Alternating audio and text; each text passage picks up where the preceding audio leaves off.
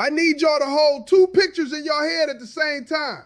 Can you do that for me? Two pictures, same day, same administration, same president. Picture number one, Islamabad, Pakistan, the Serena Hotel. Vice President J.D. Vance is sitting across a table from Iran's parliament speaker, Mohammad Bagher Ghalibaf, and Foreign Minister Abbas Araghchi. The Pakistani Prime Minister and the head of Pakistan's military are in the room mediating. This is the most important diplomatic meeting the United States has been in since the end of the Cold War. Everybody's in suits. Everybody's talking. Everybody's trying to find a way to stop a war that's killed thousands of people and turned the global economy upside down. That's picture one. Diplomacy. Peace. Let's talk this out. Now picture number two. Same day. Same hours. Two United States Navy guided missile destroyers, the USS Frank E. Peterson and the USS Michael Murphy, are steaming through the Strait of Hormuz. Their mission? Clear out mines. The Pentagon says they're, quote, setting conditions for a mine clearing operation and that underwater drones are coming next. And while those warships are pushing through Iranian waters, the President of the United States gets on Truth Social and announces, and I quote, that we have destroyed all 28 of Iran's mine dropper boats. All of them. Done. Gone. Now let me ask you something. If you were the Iranian negotiator sitting in that hotel room in Islamabad and your phone buzzed with a notification that American warships just entered your waters and the American president is bragging about destroying your military assets, would you feel like the person across the table from you is negotiating in good faith? Would you? Because I wouldn't, and I'm not even a diplomat. I'm just a man from Baltimore with some common sense. And my common sense is screaming right now that you don't send warships into somebody's backyard on the same day you're asking them to shake your hand. That's not diplomacy. That's extortion with a smile. And here's what makes it worse. Trump didn't just announce the military operation. He framed it as a favor.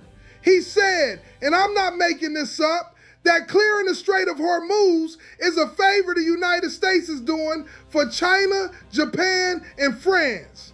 A favor. Like we're doing the dishes for a neighbor. Like we're picking up somebody's dry cleaning. 20% of the world's oil supply passes through that strait. Trillions of dollars in global trade.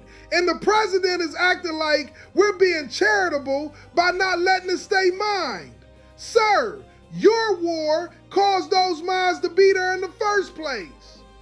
Now let's talk about what's actually happening inside that room in Islamabad, because this is where you see just how far apart these two sides really are. Iran put a 10-point plan on the table. 10 points. And here's what they want. They want a guaranteed end to the war. Not a ceasefire, not a pause, an end. They want all economic sanctions lifted. They want their frozen assets returned. We're talking about billions of dollars that the United States has locked up. They want Israel to stop all military operations in Lebanon, and they want the right to continue their nuclear enrichment program. Now the United States put its own plan on the table, 15 points. And what does it say? It says Iran needs to significantly curb its nuclear capabilities. It says Iran needs to reduce its military capacity. It addresses maritime security, meaning the Strait of Hormuz, and regional stability, which is Washington code for Iran needs to stop supporting Hezbollah and other groups. You see the problem? Iran is saying give us everything back and stop attacking us. America is saying give up your weapons and your allies. Those aren't two plans that meet in the middle. Those are two plans on different planets. And David Rode, who is one of the most respected foreign affairs journalists in the world, said something fascinating on MSNBC. He said the Iranians specifically asked for J.D. Vance to be at the table. They requested him. Now, why would Iran want Vance there? Think about it. Because Iran knows that if these talks fail with the vice president in the room, it's a bigger embarrassment for the United States than if they fail with some envoy nobody's heard of. Vance isn't just a negotiator, he's a trophy. If these talks collapse, Iran gets to say they sat across from America's number 2, and America still couldn't close the deal. That's not just a diplomatic failure, that's a global humiliation. And MSNBC is already saying it. The headline was, and I want you to hear this, J.D. Vance may have just been set up to fail. Now that's not me saying that. That's not some conspiracy theory. That's mainstream political analysis. The Vice President of the United States might be walking into a trap, and the administration either doesn't see it or doesn't care. Now I want y'all to understand something about military operations during peace talks, because there's a history here that matters. You do not run military operations while you're talking peace. You just don't. Every negotiation textbook in every war college in the world will tell you the same thing. When you're at the table, you de-escalate, you pull back, you create space for the other side to believe that peace is possible. What you do not do is send destroyers into the other side's waters, announce on social media that you blew up their boats, and then expect them to trust you across the table. Imagine you're going through a divorce, and your lawyer sits down with your ex's lawyer to work out custody of the kids. And while those lawyers are talking, you break into your ex's house and start taking furniture. What do you think happens to those negotiations? They collapse because you just proved that you can't be trusted to play by the rules. That is exactly what happened today. The United States is negotiating with one hand and swinging with the other. And let me do the flip test because y'all know I gotta. If Barack Obama had been sitting in peace talks with Iran while simultaneously sending Navy destroyers into the Strait of Hormuz to clear mines and bragging about destroying Iranian boats on Twitter, the Republicans would have called it an act of war disguised as diplomacy.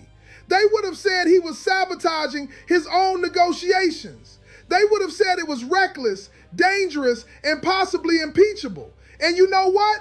They would have been right. But it's Trump. So Fox News is calling it strong leadership. Sean Hannity is calling it peace through strength. And the rest of us are supposed to pretend that it makes sense to threaten somebody you're trying to make peace with. But let me bring this to the kitchen table, because I always do. If these talks fail, and right now that is looking more likely than not, what happens to you? Oil stays at $100 a barrel. Gas stays at $5 a gallon. Maybe goes higher. Groceries keep climbing. Your 401k keeps bleeding. The shipping delays that are already making everything harder get worse. And the war continues.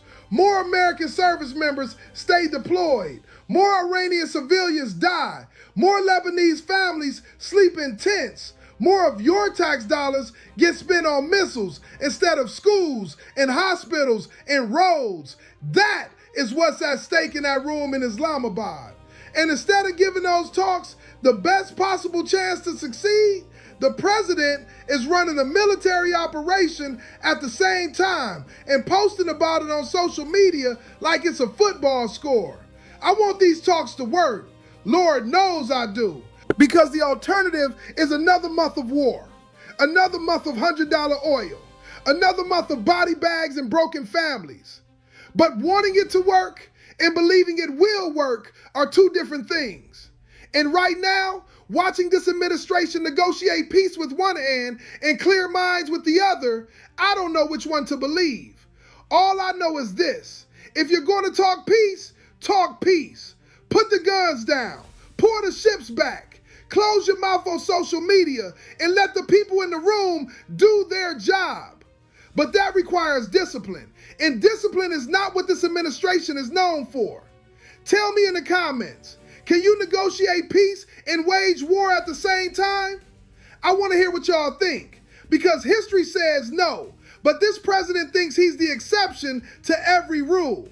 Subscribe, notifications on. These talks can break down any minute, and when they do, you're going to want somebody who tells you the truth, not somebody who tells you what you want to hear.